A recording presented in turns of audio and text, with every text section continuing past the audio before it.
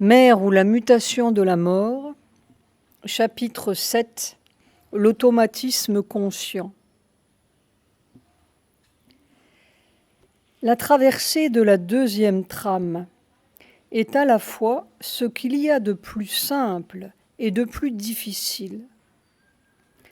Peut-être parce que c'est, ou ce doit être, extrêmement simple d'une certaine façon. Une simplicité si radicale, justement, et qui nous échappe si totalement à nous qui sommes construits sur la complication, que c'est un peu vertigineux. Quelque chose de formidable et qui a l'air imbécile, disait Mère, après une dernière petite opération, entre guillemets, survenue en 1970. Toutes les difficultés que nous pensions, les lois implacables, les gravitations et décompositions, les gènes qui s'enroulent et se déroulent, les cellules qui s'usent et les tissus qui s'usent, les limites d'âge et les impossibilités physiologiques. C'étaient les difficultés que nous pensions, en effet. C'était d'avant. C'étaient les impossibilités et les lois de la première trame. La matière de notre tête et les lois de notre mental physique. Quand on arrive à la deuxième trame, à cette substance cellulaire dégagée de ces fantômes, la difficulté est à l'inverse du vieux mur que nous avons franchi. C'est qu'il n'y a plus de mur, justement. C'est qu'on flotte dans la non-loi. C'est que tout est possible. Mais c'est un peu effrayant pour un corps. Plus rien n'est solide. C'est merveilleux et épouvantable. Plus un petit mécanisme pour se raccrocher, sauf le grand mécanisme, et si on le lâche une seconde, alors ce n'est plus rien du tout. C'est la volatilisation. Et où est-ce que ça va, ce rien-là ou ce grand quelque chose ? On s'aperçoit que le vaste monde que nous avons bâti est une formidable illusion de mort et de maladie et de pesanteur et de microscope électronique, mais l'autre, il échappe un peu. Il est encore inexistant pour un corps. Ça n'a encore jamais été vécu par un corps terrestre. Il n'y a pas une mémoire rassurante là-dedans. C'est comme si un corps, un premier corps terrestre, devait, en quelque sorte, coloniser l'inconnu, entrer dans rien, qui sera quelque chose du fait qu'on entre dedans. Mais chaque pas en avant, c'est un pas dans rien. Qu'allons encore entrer dans un inconnu solide. La nullité de la personne, absolument la nullité, l'incapacité. Et quelle personne y aurait-il ? Une personne, il faut des mémoires pour la faire tenir debout sur un jeu. Et quelle mémoire y aurait-il, puisque c'était toutes les mémoires de la vieille cage ? Quelle capacité, puisque c'était toutes les capacités de mourir brillamment ? Alors c'est le grand trou à chaque pas. Et puis, 1 heure, c'est fait de beaucoup de petites secondes, des tas de petites secondes trouées. personne ne saura ce qu'a vécu mère. Elle demandait toujours l'heure. Quelle heure est-il? Quelle heure est-il?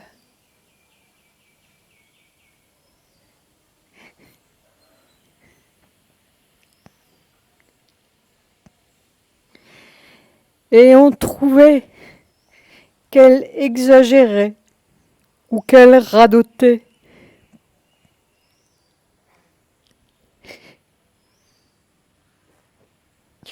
On l'envoyait même parfois promener,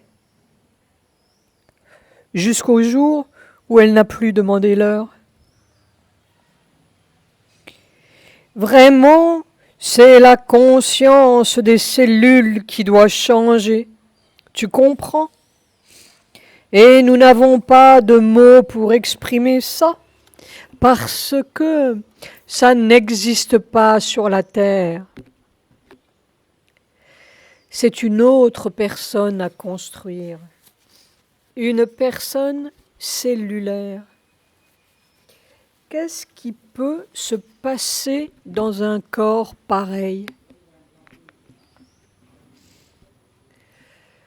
Le fonctionnement direct. En vérité, il s'est passé toutes sortes de choses fantastiques et merveilleuses et infernales et incroyables dont elle ne parlait à personne parce qu'on l'aurait crue folle. Toujours nous pensons au silence de Sri Aurobindo. Mais il s'est trouvé que nous avions traversé une sorte de no man's land humain autrefois, dans un camp de concentration, qui ressemblait peut-être, de loin, au no man's land cellulaire de mer, et qui nous a libérés, une fois pour toutes, des rationalités humaines. Après cela, il fallait vraiment croire en une terre supérieure ou mourir. Nous ne sommes pas morts grâce à mère, parce que, avec elle, nous avons rencontré quelqu'un qui voulait la fabriquer, cette terre supérieure, et nous étions prêts à tout comprendre, sauf la prison humaine, le camp de concentration physiologique désespérant qui finit dans le trou et recommence sur un autre camp de concentration amélioré, entre guillemets. Alors, nous la comprenions totalement. L'impossibilité pour nous, c'était le vieux monde. L'horrible chose, c'était vivant, palpable pour nous. Et en effet, sous la pression de ce néant-là, ou de ce besoin-là, cette vieille clé évolutive, quelque chose d'autre est né dans les cellules de mère. Une nouvelle manière d'être au monde. Il fallait bien tenir debout, d'abord. Il fallait faire des gestes, prononcer des mots, français, anglais. Il y avait 10, 20, 50 personnes qui attendaient et quelques autres autour qui regardaient. Il y avait cette invisible pression silencieuse de toutes les petites consciences qui voulaient ceci, voulaient cela, attendaient ceci, attendaient cela, et de l'argent à distribuer, et cette maison à louer ou à ne pas louer, à réparer ou à ne pas réparer, des centaines et des milliers d'absurdes choses qui sont la vie grignotante, trépidante, harcelante. Ce corps baignait là-dedans. C'était l'innombrable petite mort trépidante autour. Il n'y comprenait rien. Ça ne voulait rien dire pour lui. Et qu'est-ce que ça veut dire un chèque? Qu'est-ce que ça veut dire la querelle de celui-ci avec celui-là? C'était de la petite douleur partout. On se cognait partout, dans un monde de douleur incompréhensible, une agressivité vorace dans ses démonstrations d'amour comme ses démonstrations de mensonge. Et parfois, juste une petite vibration claire qui ne voulait rien, ne demandait rien, n'attendait rien. Un miracle. Quand tout d'un coup ça vibrait quelque part, alors elle s'arrêtait, se tournait intérieurement vers ce petit clignotement malicieux, souriait, les yeux clos. Un souffle de douceur. Et puis ça recommençait.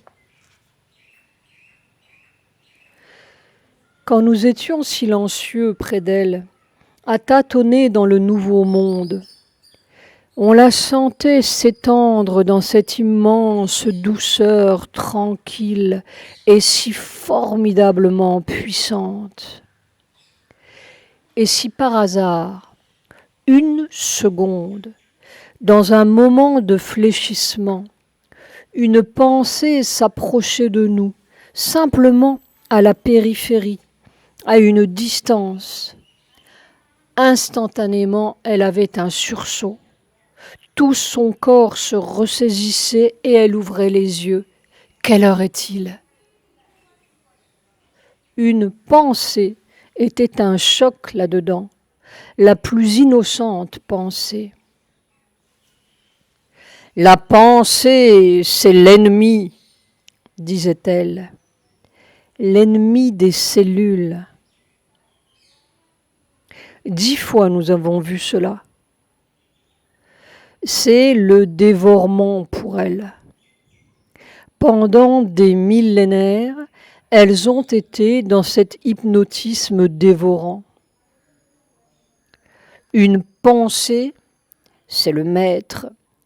C'est ce qui vient dire « je veux, tu vas faire ».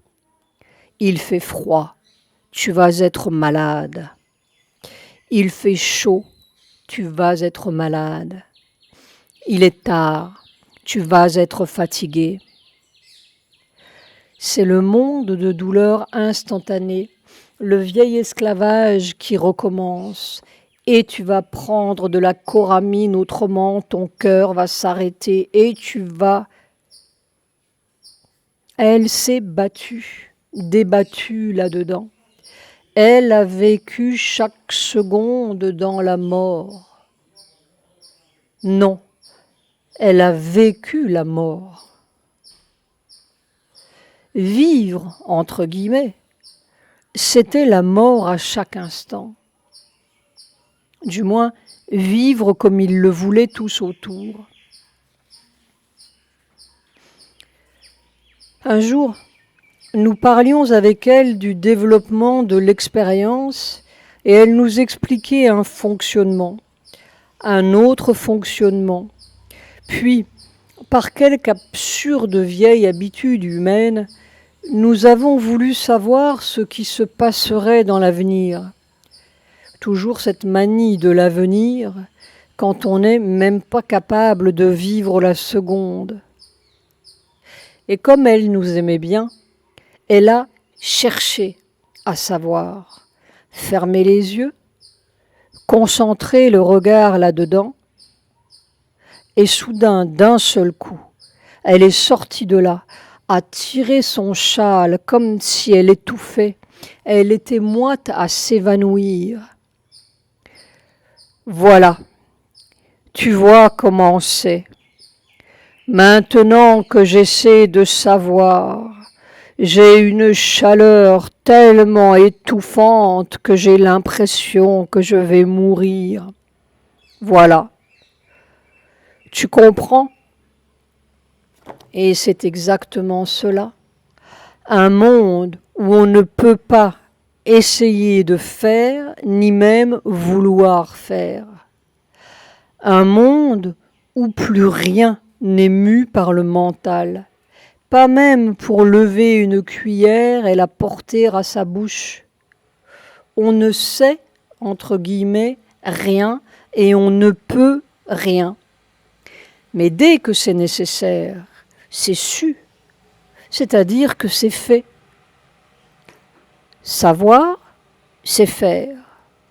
Voir, c'est pouvoir, automatiquement. Et si ce n'est pas à voir, on ne voit pas, tout simplement. Si ce n'est pas à faire, on ne le fait pas, naturellement. On ne sait même pas comment le faire. C'est-à-dire que toutes les opérations se déroulent à l'inverse du procédé humain, où il faut d'abord comprendre, entre guillemets, et savoir, entre guillemets, et vouloir, entre guillemets, pour pouvoir faire. Et comme notre compréhension est douteuse, notre action aussi est douteuse, et toute notre vie est douteuse. Là, l'action est infaillible. Elle est immédiate, à la seconde. Un chèque, ça n'a pas de sens, n'est-ce pas? Mais la plume se pose sur le chèque ou ne se pose pas. Il y a des papiers que Mère ne pouvait pas signer, tout simplement. Elle ne savait même plus signer. Et on s'apercevait 2 jours ou 1 mois après que c'était un mensonge. Ou bien, elle ne pouvait pas prendre cette fleur, pouvait pas toucher cette offrande d'argent.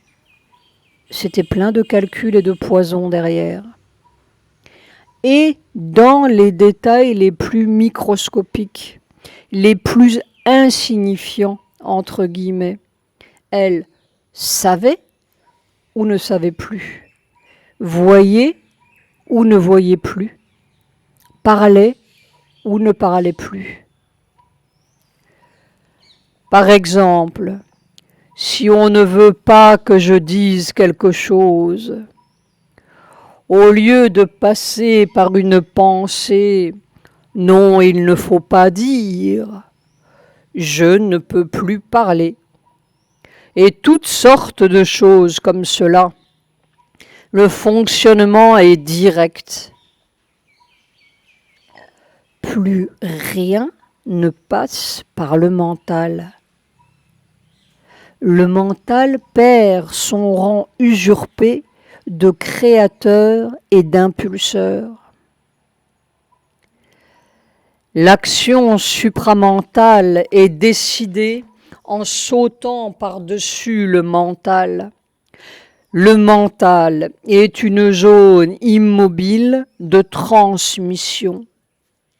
Il est tout à fait tranquille, paisible, et il ne se met en mouvement que quand il reçoit l'ordre, un ordre impératif. Il reçoit l'ordre et alors il fait une chose précise, pour une raison précise, une action tout à fait précise. Et puis, le silence et le calme. Le mental retrouve son vrai rôle d'outil, comme les antennes, les pinces du crabe ou le gosier du rossignol. Et alors ça réhabilite tout.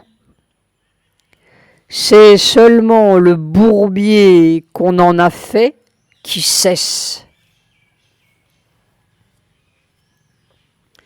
Un sourire qui sait tout.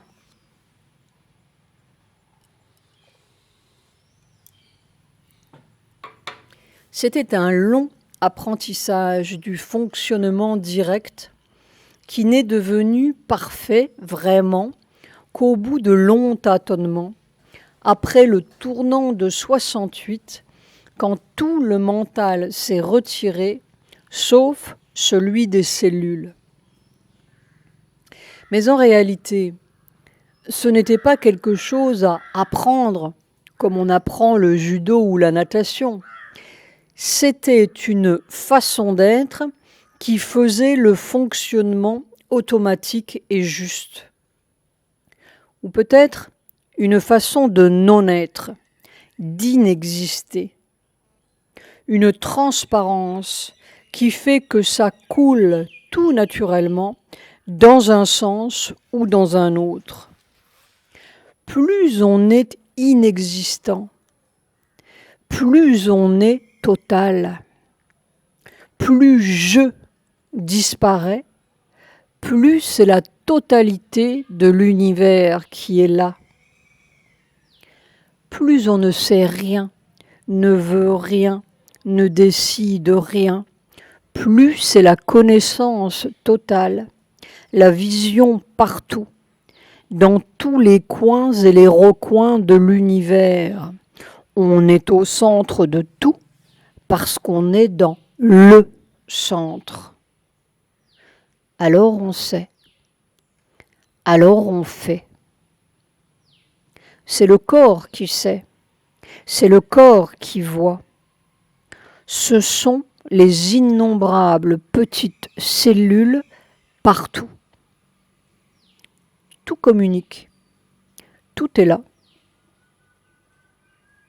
C'est la grande conscience qui coule et qui sait innombrablement le moindre mouvement de chaque détail de son corps. La moindre intervention mentale du vieux mouvement abîme tout, observait Mère, c'est-à-dire la vieille façon de se conduire avec son corps. On veut ceci et on veut cela et on veut ça et on veut lui faire ça et lui faire faire. De la minute où ça montre son nez, tout s'arrête. Le progrès s'arrête. Il faut être dans un état béatifique. Alors on perçoit le nouveau fonctionnement qui commence. Mais c'est un jeu tellement délicat. Une toute petite chose, toute petite, suffit.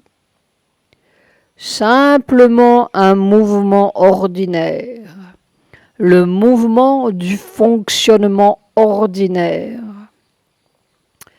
Quand par une sorte d'habitude on glisse là-dedans, c'est tout petit. Ce ne sont pas des choses qui se voient facilement. C'est ténu, ténu, ténu. Il faut être très, très, très attentif. Si cela arrive, tout s'arrête. Alors, il faut attendre.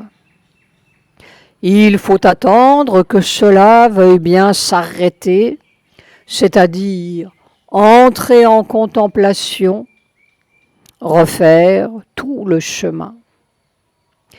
Et alors, quand on a rattrapé ça, quand on peut rester là-dedans quelques secondes, quelquefois quelques minutes, quand ce sont quelques minutes, c'est merveilleux.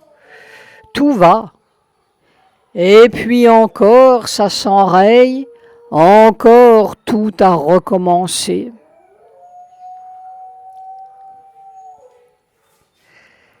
C'est-à-dire que la pensée, c'est le brouillage automatique.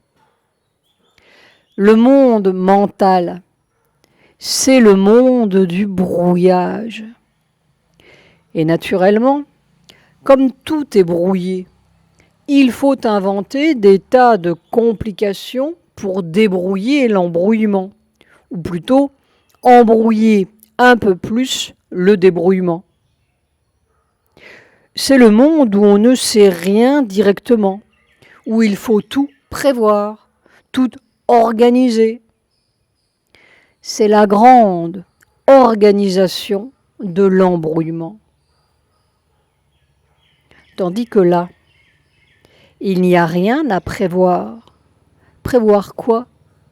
Chaque seconde de l'univers est parfaitement neuve, parfaitement libre, parfaitement organisée dans une innombrable merveille unique, une où le vol de l'oiseau sur l'Arctique rejoint exactement ce petit souffle qui fait trembler la feuille sous notre nez.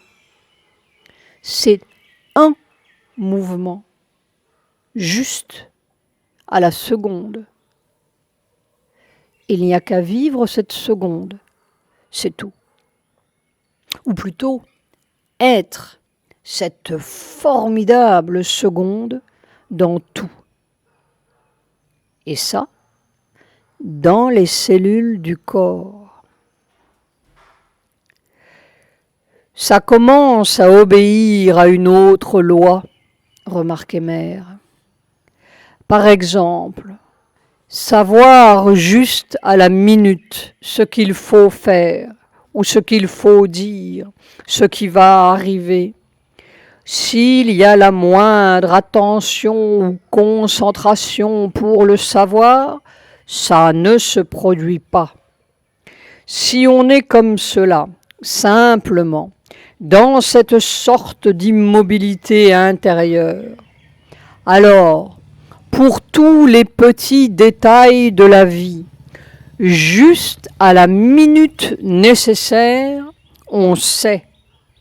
Ce qu'il faut dire vient, ça. Et pas comme un ordre venu du dehors, ça vient, c'est là. Ce qu'il faut dire est là, ce qu'il faut répondre est là. La personne qui entre, elle entre, on ne vous prévient pas. C'est une sorte de chose automatique qu'on fait. Dans le monde mental, on pense la chose avant de la faire. C'est peut-être très vite, mais il y a deux mouvements. Là, ce n'est pas comme cela. Un automatisme conscient.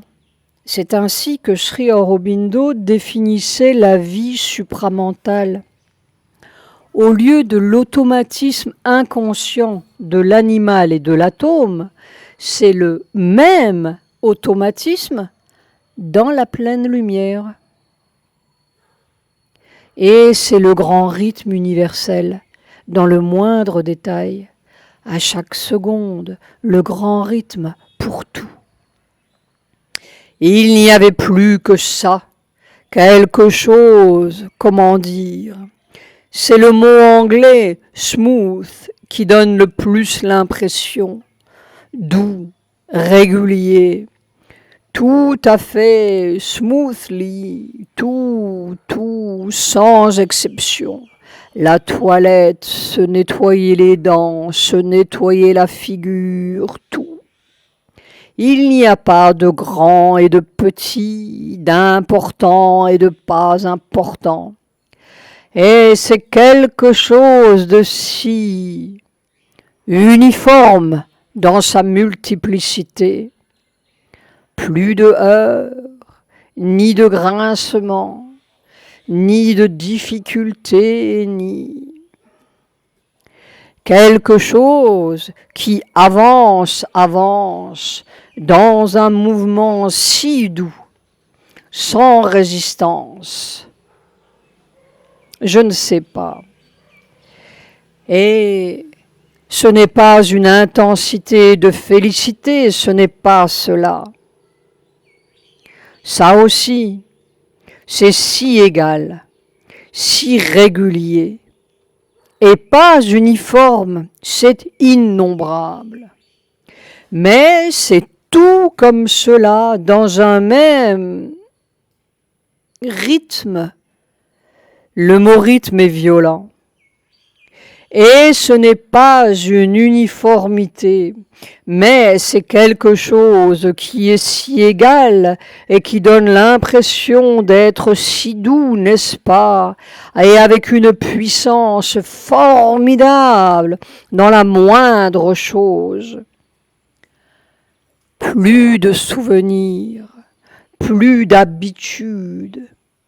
Les choses ne se font plus parce qu'on a appris à les faire. Spontanément, c'est fait par la conscience. Ce n'est pas « Ah, il faut aller là-bas ». Non. À chaque minute, on est où on doit être. Et puis quand on arrive à l'endroit où l'on doit aller, ah, c'est là. À chaque seconde, c'est là.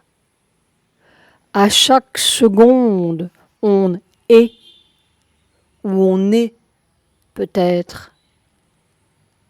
C'est le monde sans suite, sans avant, sans après, sans conséquences fatales. Rien n'est fatal. C'est notre tête qui est fatale et qui prolonge dans l'avenir ces sombres petites cogitations morbides, perpétue la maladie, perpétue la mort, perpétue tout. C'est la conscience qui travaille constamment, et non pas comme une suite de ce qui était avant, mais comme un effet de ce qu'elle perçoit à chaque instant. C'est la conscience qui voit constamment ce qui est à faire. C'est la conscience qui, à chaque seconde, elle suit son propre mouvement, et cela permet tout. C'est justement cela qui permet les miracles, les renversements. Ça permet tout.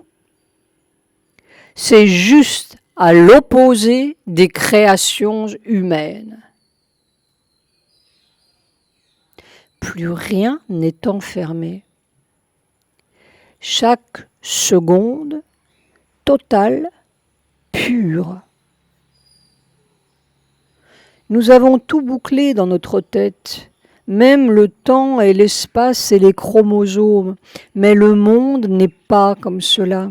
Mais c'est une caricature de monde, un enfer scientifique et mathématique, une illusion de monde. Le miracle, entre guillemets, c'est seulement quand il y a un trou dans notre logique. Alors, c'est le miracle instantané. Les hommes de science sont les derniers sorciers. On essaie une quantité de jalons pour arriver à se construire sa cage, et puis tout d'un coup, un souffle lumineux, doré, chaud, détendu, confortable. Ah, mais c'est évident, c'est comme cela. Mais je serai porté tout naturellement à l'endroit. Qu'est-ce que c'est que cette complication? N'est-ce pas, je suis là. Il y a des tas de circonstances, de complications, de gens, de tout tellement embrouillé. Et alors, il y a comme derrière, ce n'est pas seulement une force, c'est une conscience force. C'est une conscience et c'est comme un sourire. Un sourire